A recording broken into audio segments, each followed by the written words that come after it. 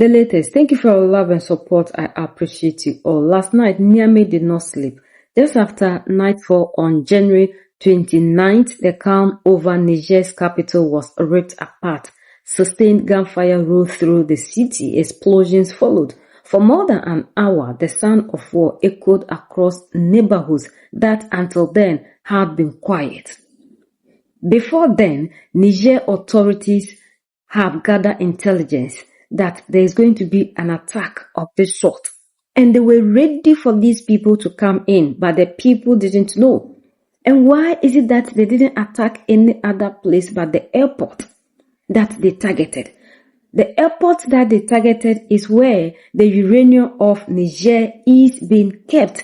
The one that France is claiming ownership to the point that France even sued Niger over it, claiming that the uranium has been stolen and it belongs to them. After they have tried all that they can and they didn't succeed, they decided to come in a militant form. But these people didn't know they were falling into a trap. A group of armed attackers had moved under cover of night, believing they had the advantage of surprise. Their target was not random. It was strategic, designed to send a message to provoke fear and to test the state itself. But what they didn't know is Niger was waiting for them patiently. Niger was waiting patiently. Security forces had anticipated the move. Intelligence had already raised red flags. Instead of scrambling to respond, the authorities set a trap, a calculated operation meant to draw the attackers out and confront them head on. Forces reported gunfire in the Niamey airport area for nearly 2 hours. The area notably houses an Air Force base. Witnesses report the use of anti-aircraft batteries. Buildings on fire, burned out cars. Calm is said to have returned since then. First of all, these detonations during the night in the Niamey airport area. According to AFP and Reuters agencies, around midnight local time, residents of Niger's capital heard explosions, saw luminous trails in the sky, which appeared to be anti-aircraft defenses. A building and cars were ablaze. The reason for these shootings remains unknown. Calm is said to have returned since then. This area of Niamey Airport hosts an Air Force base, the headquarters of the unified force, created with Burkina Faso and Mali, and a significant uranium shipment is also stored there. No further information for now. Of course, we will keep you updated. What we can say at this hour is this. It was a long night in Niamey. Gunfire was indeed heard. Explosions were indeed observed. And circulating images show a situation unusual in its intensity. However, facts remain partial. No detailed official communication has yet clarified precisely the nature of these shootings, their perpetrators or their objectives. Calm is said to have returned. That's an important point, but it isn't enough to dispel questions. What makes this incident particularly sensitive is the location. The Niamey airport area is no ordinary zone. It houses an Air Force base, the headquarters of the unified force, established with Mali and Burkina Faso, and above all, a strategic shipment of uranium under heavy surveillance. This fact alone changes how we interpret the event. In a tense regional context where security, sovereignty, and geopolitical balances are fragile, any incident in this area takes on national significance, or even international significance. Therefore, we must avoid two pitfalls. The first is panic. No confirmed evidence currently allows, at this stage, to speak of external attacks, attempts to seize control, or targeted operations against the uranium. The second is prolonged silence, because in matters of security, a lack of explanation always leaves room for rumors, speculation, and manipulation. What Nigerians, and more broadly, public opinion across the region, now expect are clarifications. Exactly what happened, why? Anti-aircraft fire, was there an identified threat? And what measures have been taken to secure sensitive sites? These answers are essential to prevent tonight's incident from becoming an additional source of instability. We will continue to closely monitor the situation, verify information, and keep you informed as reliable details emerge. In such a sensitive context, caution, transparency, and responsibility remain the best safeguards against escalation. We will return to this. So these people just thought that things were going to be easy. They had everything. But unfortunately, these people were caught. And as we speak currently, these attackers, some of them that were arrested, are with the Nigerian authorities and they are interrogating them.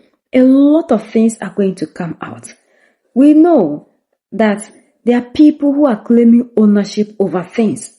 They decided to attack this airport because of the uranium. So all this war is uranium war. This uranium that is going to be sold to Russia, France is claiming ownership.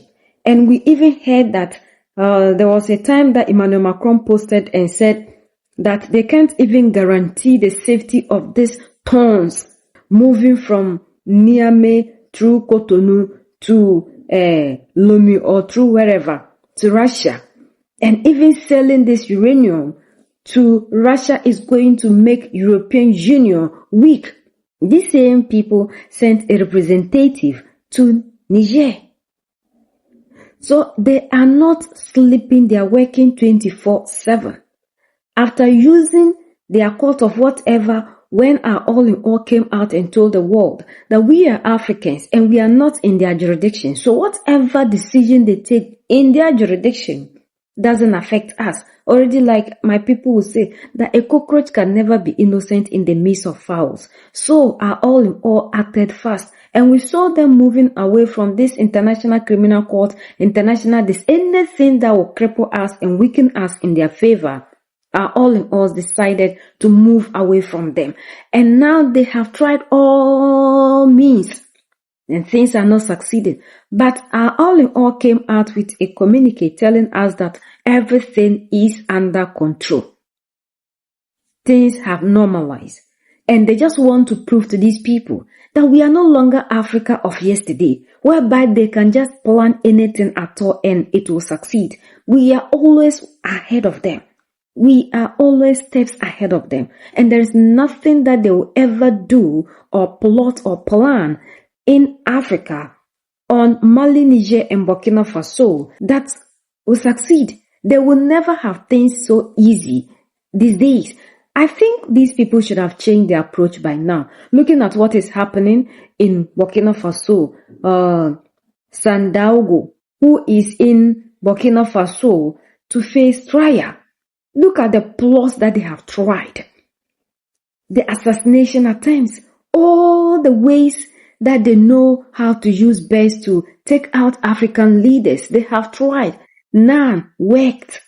And now they are coming back into Niger.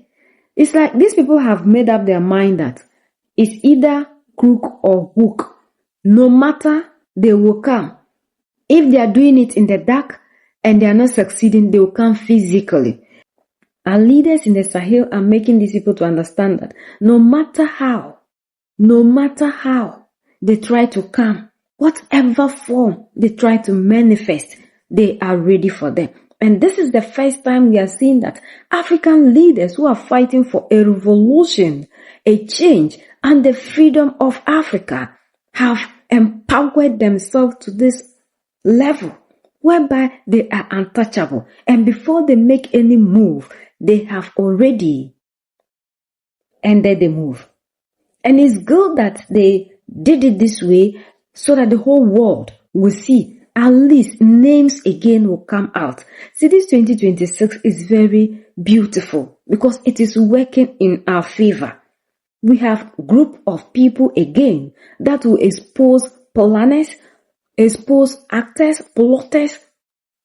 Like, how can you see that and be targeting the resources of Africa? People believe that the resources in our continent mustn't use to benefit us. But they need to wake up. They need to understand that the resources here belong to us. And we have the final say when it comes to our resources. And they have to understand that they need to also look for other means and ways to survive on. The African will not continue to be living this way for people to come here to carry the resources. Like our all in all are saying, they will protect everything of ours with everything. And they will fight to make sure we are free. And like he said, AES has come to stay. And AES is stronger than they think. And every blessed day, we see that AES is growing stronger. What is wrong with these people? I don't blame them that much. I blame our leaders, those in the democratic elected who gave these people so much power. They have come to the level of worshipping these people. Like our all-in-all said, they can never resist them. ECOWAS, they will sit down and always worship these people, carry commands, obey, instead of them taking decisions to protect their people. They will always make sure they take decisions that will go against their people, that will rather favor these oppressors, imperialists. But enough is enough. Now that we have leaders who are fighting to make sure Africa is safe, there is nothing they can do that will succeed. Our people know them very well. And that is why when they send representatives to our all-in-alls, I am always happy because I know our leaders know them far too well than we do. Before they think they have already taught. And sometimes they say it's good you bring your enemies closer. That way you can tell their moves. And who knows who is behind these people that are sending them? Nobody knows. Now they are coming with full force. Uranium. This is a war they have declared on Niger just because of its own resources. Because people believe that the resources in other people's country belong to them. We have never gone outside of Africa to claim anything, yet people come into the continent to claim everything, as if we don't have nothing. We are the only ones that can set ourselves free. United we stand, divided we fall, and united we keep standing forever and ever. The greatest enemy of the African is mental slavery. So let's decolonize ourselves from mental slavery. Let's keep sharing to educate our brothers and sisters. Together we make Africa great for ourselves and the next generations that are going to come. So that's the latest around the world in Africa, West Africa, and in Niger.